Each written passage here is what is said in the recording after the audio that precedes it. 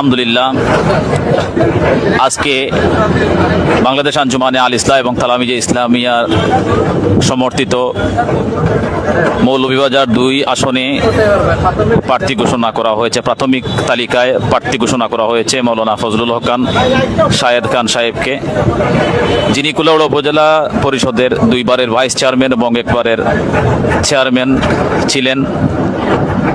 আজকে প্রার্থিতা ঘোষণা করার পর তিনি শাহজালাল মুজাররদি আমনী রহমতুল্লাহ তাআলা আলাইহির মাজার জিয়ারত করেন।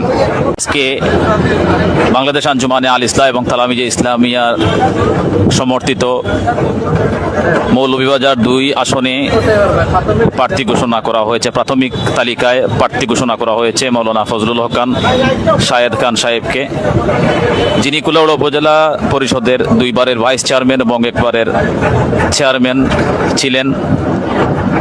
আজকে প্রার্থিতা ঘোষণা করার পর তিনি শাহজালাল মুজাররদি আমনী রহমতুল্লাহ তাআলা আলাইহির মাজার জিয়ারত করেন।